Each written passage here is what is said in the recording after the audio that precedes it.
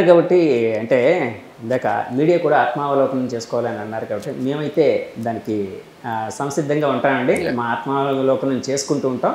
అలాగే ఇంకా ఫైనల్గా ముగించే ముందు ఆ మధ్య మీ మీద ఒక ఆరోపణ వచ్చింది. జేడి లక్ష్మీనారాయణ గారు అంతకుముందు అంతా తెలుగుదేశం పార్టీకి సపోర్టివ్గా ఉండేవారు, చాలా సపోర్ట్ చేసేవారు.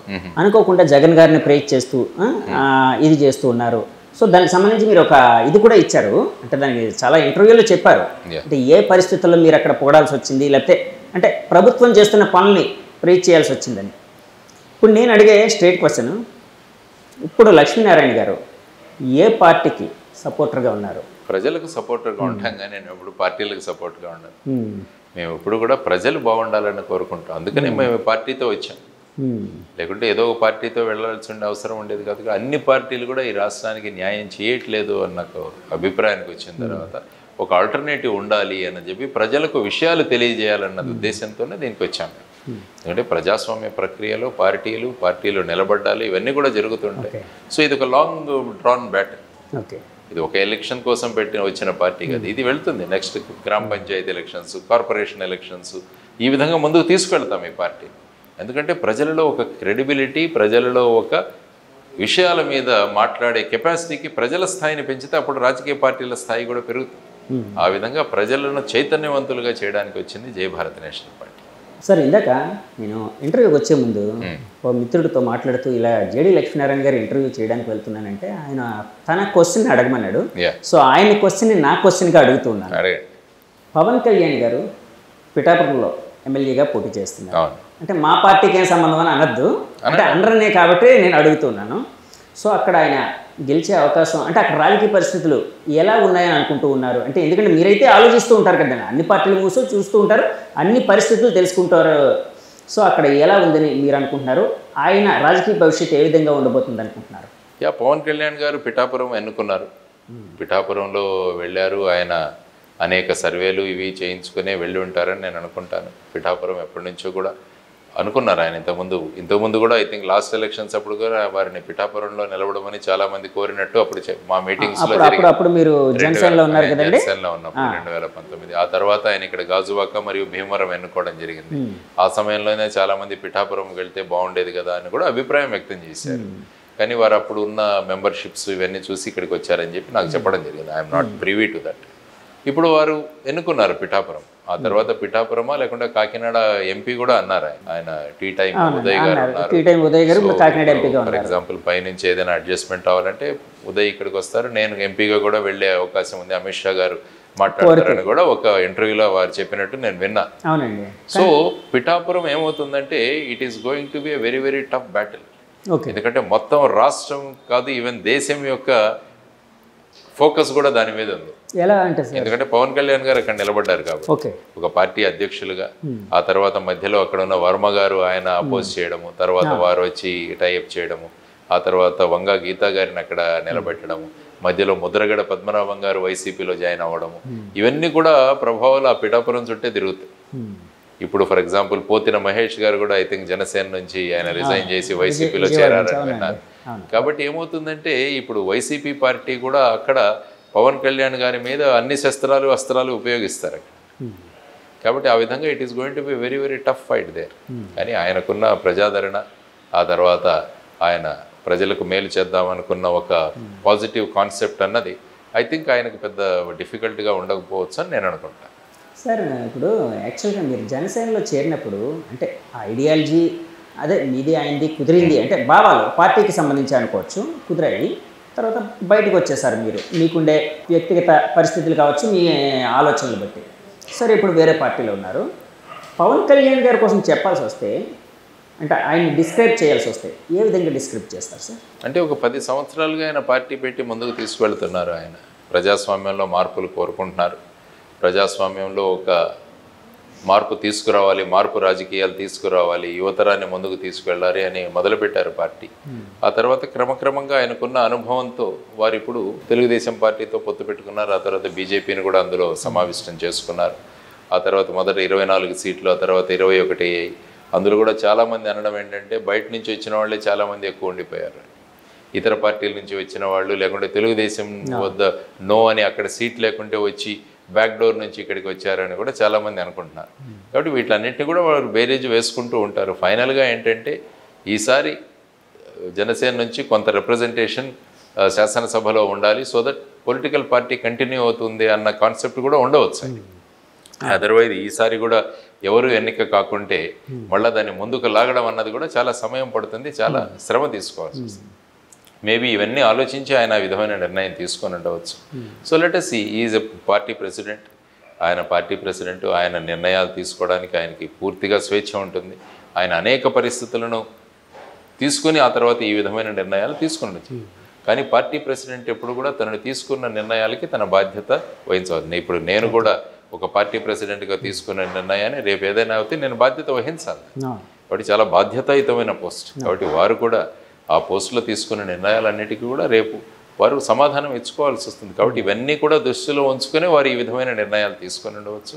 లెట్ us see, మే 13న ఏ విధంగా ఓటర్లు వాళ్ళ మనసును నిర్ణయించబోతున్నారో, వారు ఓటు ద్వారా వాళ్ళ అభిప్రాయాన్ని ఏ విధంగా వ్యక్తం చేసుకుపోతున్నారన్న చూద్దాం. సార్ చాలాసార్లు నేను బయట వింటుంది మీకోసం అడిగినప్పుడు, అంటే జేడి లక్ష్మీనారాయణ గారి కోసం లేకపోతే ఆయన పార్టీ కోసం అడిగినప్పుడు చాలామంది, అంటే నాకు 10 మందిలో 8 మంది 7 మంది నాకు వినిపించిన మాట అయితే ఉంటుందండి, అది క్లారిటీ కావాలని అడుగుతున్నారు. వాళ్ళు ఏమంటూ ఉన్నారంటే, జేడి లక్ష్మీనారాయణ గారు చాలా మంచి వ్యక్తి, మంచి భావాలు ఉన్న వ్యక్తి, ఒక అఫీషియల్గా ఒక ఐపీఎస్ సివిల్ సర్వీస్లో కేడర్ నుంచి వచ్చారు, రకరకాల అనుభవం ఉంది. సో ఆయనకి సమాజం మీద ఒక తపన ఉంది, ఏదో చేయాలని. ఆయన లాంటి వ్యక్తి పవన్ కళ్యాణ్ గారితో కలిసి ఉంటే బాగుండేది, ఆయన పక్కాగా ఎలక్ట్ అయ్యేవారు, ఆయన రిప్రజెంటేషన్ పార్లమెంట్లో కావచ్చు అసెంబ్లీలో కావచ్చు పక్కాగా ఉండేది, అది బాగుండేది, ఆయనకి బాగుండేది, ఆయన అభిప్రాయాలు ప్రజెంట్ చేయడానికి కూడా బాగుండేది అని చాలామంది అన్నారు సార్. దీని మీద మీరు ఎప్పుడైనా జనసేన నుంచి వచ్చేసిన తర్వాత ఎప్పుడైనా రిగ్రెట్ అయ్యారా? ఏమీ రిగ్రెట్ లేదు. ఈసారి అసెంబ్లీలో నేను పవన్ కళ్యాణ్ గారు ఇద్దరు అక్కడ కలుస్తాం. పక్కన అండి కలిసి మాట్లాడుకుంటాం. పక్క మీ విజయం మీద మీరు డెఫినెట్గా I'm going to B MLA this time. ఎన్నిక అవుతాను సార్. అవును, ఇప్పుడు ఎమ్మెల్యే అంటున్నారు, మొన్నటి వరకు మీరు విశాఖపట్నం ఎంపీగా కూడా పోటీ చేస్తానన్నారు. మరి ఏంటి సార్ ఇప్పుడు అది ఏమైనా పక్కన పెట్టారా ఏంటి? ఎందుకంటే ఎక్కడ పోటీ చేయాలన్నది నేను నిర్ణయించాను, అది పార్టీ నిర్ణయిస్తుంది. పార్టీ నన్ను ఎమ్మెల్యేగా ఇక్కడ నార్త్లో కంటెస్ట్ చేయమని అడిగారు, చేస్తాను. కానీ ఇప్పుడు పార్టీ అంటోంది మీరు ఎంపీగా కూడా నిలబడండి అన్నది ఆ కమిటీ ఏదైతే ఉందో వాళ్ళు నా మీద మాట్లాడుతున్నారు. సో దాని విషయం కూడా నేను ఒక నిర్ణయం తీసుకోవాలి త్వరలో. ఓకే ఎంపీ కూడా మీరు కంటెస్ట్ చేయండి, అక్కడ గతంలో మీరు కంటెస్ట్ చేశారు, తర్వాత మన క్యాండిడేట్లు 4-5 ఉన్నారు అక్కడ ఈసారి విశాఖ బరిలో. కాబట్టి మీరు ఎంపీగా కంటెస్ట్ చేస్తే ఆ రెండు కూడా ఒకే symbol, MP symbol MLA symbol కూడా ఒకటే, వాళ్ళు ఈవీఎంల్లో యూజ్ చేయడానికి కూడా ఉంటుంది. కాబట్టి అడ్వాంటేజ్ మన వాళ్ళకి వెళ్ళొచ్చు అని కూడా మా పార్టీ వాళ్ళు అంటున్నారు. చూడాలి, అగైన్ ఒక మీటింగ్ ఉంది మాకు, ఆ మీటింగ్ తర్వాత నిర్ణయిస్తారు. మీకు ఏదైనా సింబల్ కేటాయించారా సార్ ఇప్పటివరకు? మా symbol torch light. Torch bearer లాగా ఉంటారు. టార్చ్ బేరర్కి టార్చ్ ఇచ్చి మేము దారి చూపిస్తాం, వెలుగు చూపిస్తాం. చూడండి, ఏదైనా ఒక మంచి సంకల్పంతో వెళితే మనకు పరిస్థితులు అనుకూలిస్తాయి అనడానికి ఇదొక ఉదాహరణ. కాబట్టి ఈ ఉదాహరణతో మేము ముందుకెళ్తాము. కాబట్టి టార్చ్ బేరర్గా టార్చ్ తీసుకుని వెళ్తాము, మార్గాన్ని చూపిస్తాం, దారిని చూపిస్తాం, చీకటిని పారదోలేదానికి ప్రయత్నిస్తుంది జై భారత్ నేషనల్ పార్టీ. అంటే విశాఖపట్నం ఇప్పుడు నార్త్ నుంచి మీరు ఎమ్మెల్యేగా పోటీ చేస్తున్నారు. నార్త్లో అయితే ఇప్పుడు కూటమి నుంచి విష్ణుకుమార్ రాజు గారు ఉన్నారు, బీజేపీ అభ్యర్థి. అలాగే వైసీపీ నుంచి కేకే రాజు గారు, అంతకుముందు ఓడిపోయారో ఆయన ఉన్నారు. సో ఇద్దరు బలమైన అభ్యర్థులు ఉన్నారు అని వినిపిస్తుంది. అక్కడ ఇందాక మీరు ఒక మాట అన్నారు, పక్కాగా ఎమ్మెల్యేగా గెలుస్తాను, అసెంబ్లీలో నేను మాట్లాడతాను అని అన్నారు కదా. అంటే మీ విజయం మీద అంత విశ్వాసం ఎలా వచ్చింది? అక్కడ పరిస్థితులు ఎలా ఉన్నాయని అనుకుంటూ ఉన్నారు?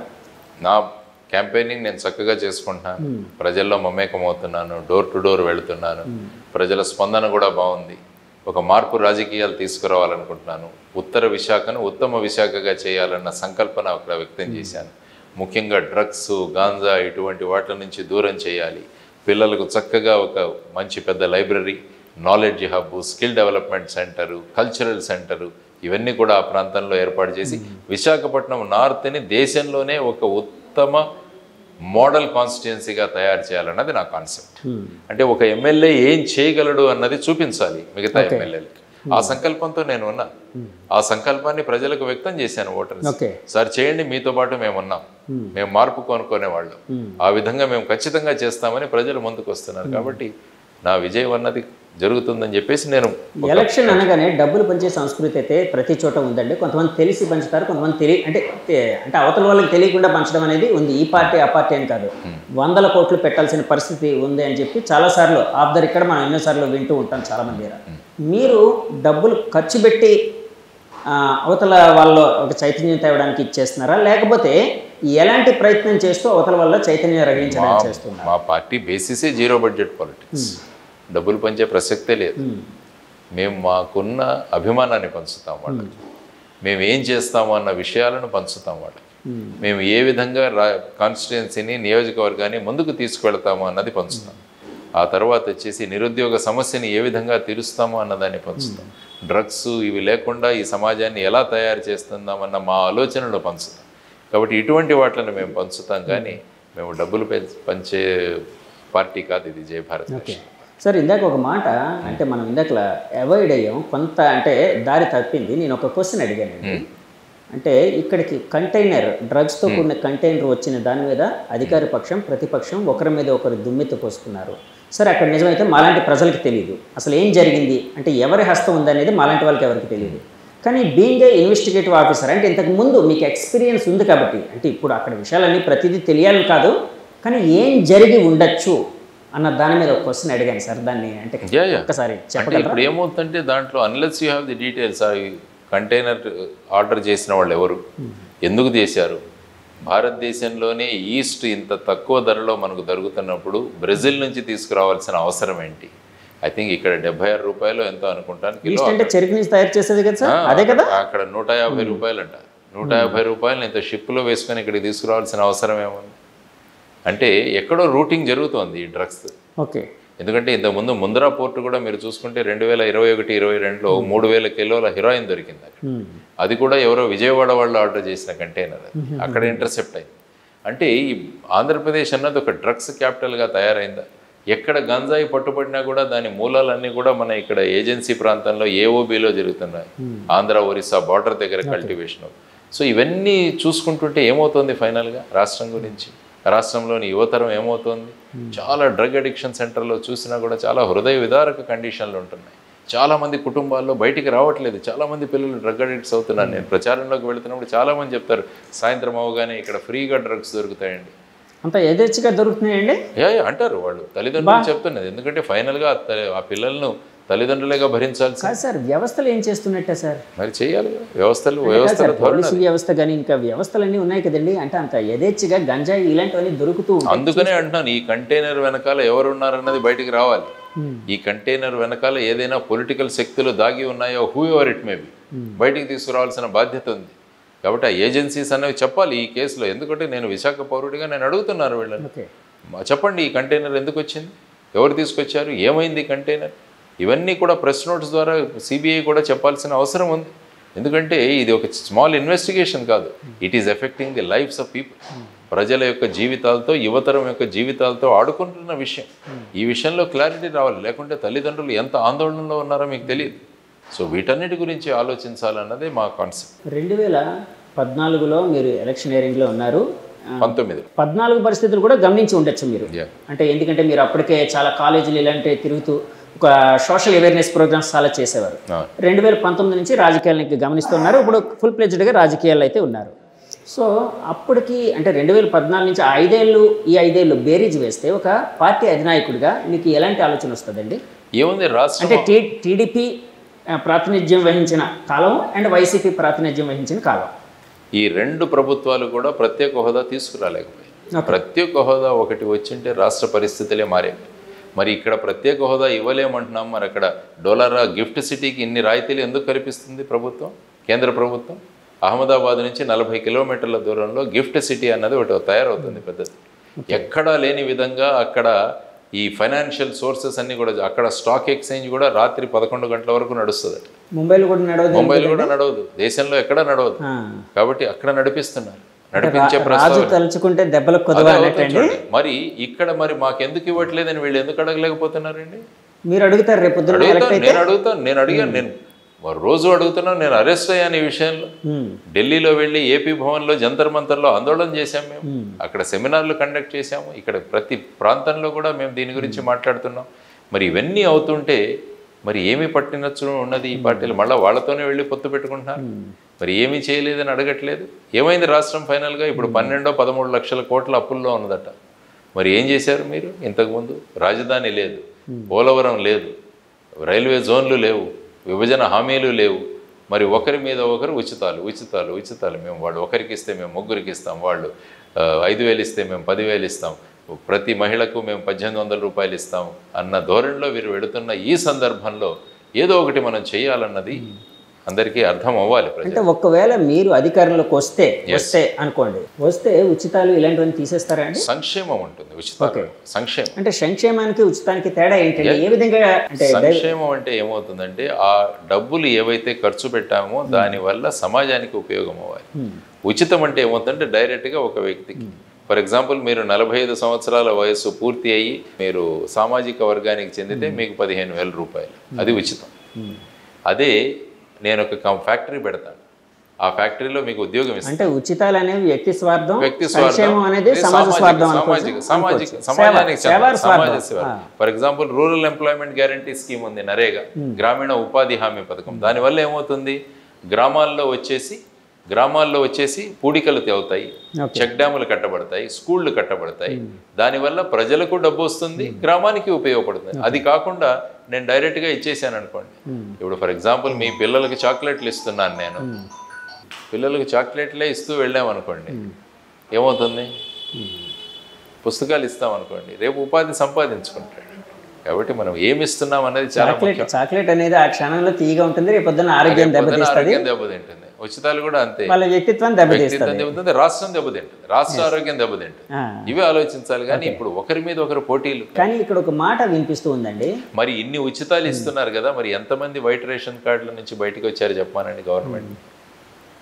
మీరు ఎన్ని వైట్ రేషన్ కార్డులు తగ్గించారు? మరి ఇంతమందికి మీరు ఉచితాలు ఇస్తారు. 2,65,000 కోట్ల రూపాయలు ఇచ్చామన్నారు 5 సంవత్సరాల్లో, వారు కూడా అంత ఇచ్చామన్నారు. మరి ఎన్ని వైట్ రేషన్ కార్డులు తగ్గాయి? వైట్ రేషన్ కార్డులు పెరుగుతున్నాయి రాష్ట్రంలో, అంటే పేదరికం పెరుగుతున్నట్ట. మరి ఈ డబ్బులు ఎక్కడికి వెళుతున్నాయండి? ప్రభుత్వం ఇవన్నిటి కూడా ఇవ్వాలి, మరి సమాధానం ఇవ్వాలి. మేము ఉచితాలు ఇస్తున్నాం, సంక్షేమం చేస్తున్నాం, ఇదే అంటే దాని ఎఫెక్ట్ రావాలి కదా, మరి దాని గురించి మాట్లాడగలగాలి ప్రభుత్వం. ఎస్, సంక్షేమం ఎప్పుడు కూడా ముందుకు ఉండాలి. మనది వెల్ఫేర్ స్టేట్, రాజ్యాంగం తీసుకున్నా కూడా వెల్ఫేర్ స్టేట్. ఎందుకని ఎప్పుడు సంక్షేమము ఉచితాల మధ్య మనం డిఫరెన్స్ తీసుకురాగలగాలి. ఇప్పుడు మంచి స్కూళ్ళు కట్టండి, మంచి ఇవి తీసుకురండి, వాటి ద్వారా మీరు పిల్లల్ని ఆకర్షించండి. అది కాకుండా మేము అమ్మఒడి ఇస్తామంటే ఎందుకు? అమ్మఒడి ఉచితం. ఆ ఉచితాన్ని ప్రస్తుతం తెలుగుదేశం వాళ్ళు ఏమంటున్నారు, ఆయన ఒకరికే ఇచ్చారు, మేము ముగ్గురికి ఇస్తామంటున్నారు. ఎక్కడి నుంచి తెస్తారు ఈ డబ్బులన్నీ? వాళ్ళ ప్రాపర్టీ అమ్ములు ఇస్తున్నారా? వాళ్ళ దగ్గర నుంచి వాళ్ళ భూములు అమ్మిస్తున్నారా?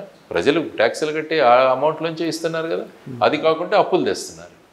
మరి ఈ విధంగా నడపడం అది ప్రభుత్వం ఇవ్వండి. ఒక 5 సంవత్సరాలు జై భారత్ నేషనల్ పార్టీకి ఇవ్వమనండి. ఎంత సంచలనం తీసుకొస్తామో, ఎన్ని మార్పులు తీసుకొస్తామో. సార్, నాకు బయట ఒక మాట చాలాసార్లు వినిపించిందండి కొంతమంది ద్వారా. జేడి లక్ష్మీనారాయణ గారు యాక్చువల్గా రాజకీయాల్లోకి వచ్చింది సేమ్ అవడం కోసం. Yes, I'm a CM, I'm a change maker. మార్పు తెచ్చే వ్యక్తి. I'm CM. Yes, I'm a change maker. Now also I'm a change, I'm a CM. ఇప్పుడు కూడా నేను సీఎంనే. మార్పు తీసుకొస్తా. కాదు సార్, చేంజ్ మేకర్ని పక్కన పెడితే చీఫ్ మినిస్టర్ అవ్వాలనుకుంటున్నారా? ప్రజలు ఆకాంక్షిస్తే వాళ్ళ ఓటు ద్వారా వేస్తే అవుతాను, ఎందుకు కాకూడదు? ప్రతి ఒక్కరు అవుతున్నప్పుడు నేను ఎందుకు కాకూడదు? ప్రజల సంక్షేమం గురించి ఆలోచించేవాడిని, ప్రజల యొక్క వాళ్ళ అభివృద్ధి కోసం ఆలోచించేవాడిని. ఆ విధంగా చేంజ్ మేకర్ని నేను ఎప్పుడు కూడా. నా ప్రతిరోజు కూడా కొంత మార్పు తీసుకొచ్చే ప్రయత్నంలోనే ఉంటా. సో ఆ ప్రక్రియలో చూద్దాం ఏమవుతుందో. ఈ రాజకీయ బ్యాటిల్లో ఎక్కడి వరకు వెళ్తామో చూద్దాం. స్టేట్ వరకే ఆపారు, ఎందుకు కేంద్రం ఢిల్లీకి ఎందుకు తీసుకెళ్ళట్లేదు నన్ను? అంటే సీఎం కాస్త పిఎం అని. Prime mover. Now I'm also PM. Prime mover. ముందు తీసుకువెళ్ళేవాడు. Now I'm CM, I'm also PM. Okay sir, ఫైనల్గా చెప్పండి, ఇప్పుడు రాజకీయ పరిస్థితుల్లో మన రాష్ట్రంలో ఆంధ్రప్రదేశ్లో ఏ పార్టీ ఎన్ని స్థానాలు గెలిచే అవకాశం ఉందని? అది 13 జూన్ 4 ఆలోచన. అంటే మీకు ఒక అవగాహన ఉంటుంది కదా, దానికోసం అడుగుతున్నాను. ఎన్ని గెలవచ్చు? సరే సార్, స్ట్రైట్గా అడుగుతున్నాను సార్. టీడీపీ, జనసేన, బీజేపీ కూటమి ఎన్ని గెలవచ్చు? జై భారత్ నేషనల్ పార్టీ అధికారంలోకి వస్తుంది. ఇంత మాత్రం. వైసీపీ ఎన్ని గెలవచ్చు సార్? జై భారత్ నేషనల్ పార్టీ అధికారంలోకి వస్తుంది. Yes, that is my reply. సరే అంటే నాకు ఒకటి అనిపిస్తూ ఉందండి, యాక్చువల్గా రాజకీయ నాయకులకి లౌక్యం ఎక్కువ కావాలంటారు. సో ఆ లౌక్యం ఎక్కువగా మీకు అలవడింది. నేను కాన్ఫిడెన్స్తో వెళ్తాను, ఐఎమ్ ఆల్వేస్ కాన్ఫిడెంట్. మరి మనలో మనకు కాన్ఫిడెన్స్ లేకుంటే మనం ఎందుకు ముందుకు వెళ్ళాలని నేను అడుగుతాను. వాళ్ళు వైనాట్ 175 అన్నప్పుడు, వైనాట్ 160 అన్నప్పుడు వైనాట్ వి అంటాను నేను. Why not Jai Bharat national party. Okay sir, thank you అండి, thank you very much sir. మనస్ఫూర్తిగా కోరుకుంటున్నాం మీ ప్రెజెన్స్ అనేది అసెంబ్లీలో ఉండాలని మనస్ఫూర్తిగా కోరుకుంటూ థ్యాంక్ యూ అండి, మంచి సమయం అయితే మాకు ఇచ్చారు. చూసారు కదండి, ఇది జై భారత్ నేషనల్ పార్టీ అధ్యక్షులు జేడి లక్ష్మీనారాయణ గారి అంతరంగం. ఆయన తను సీఎం కావాలనుకుంటున్నారు, పిఎం కావాలనుకుంటున్నారని కూడా చెప్పారు. సో సీఎంకి పిఎంకి కొన్ని అర్థాలు కూడా చెప్పారండి. ఈ ఇంటర్వ్యూ మీకు నచ్చితే మా ఛానల్ లైక్ చేయండి, కామెంట్ చేయండి, షేర్ చేయండి, సబ్స్క్రైబ్ చేయండి. Thank you very much. Signing off me Jagadish from journey with Jagadish. By by. ఇప్పుడు ఆపరేషన్ లేకుండానే మోకాళ్లకు ప్లాస్మా ట్రీట్మెంట్, మీ ఆర్థోపెటిక్ సమస్యలన్నిటికీ రోబోటిక్ టెక్నాలజీ ద్వారా తక్కువ ఖర్చుతో శాశ్వత పరిష్కారం, ఫ్రీ కన్సల్టేషన్, ప్రతి ట్రీట్మెంట్ పై 20% డిస్కౌంట్. ఈ ఆఫర్ కొద్ది రోజులు మాత్రమే, త్వరపడండి. V9 hospitals 9281465842.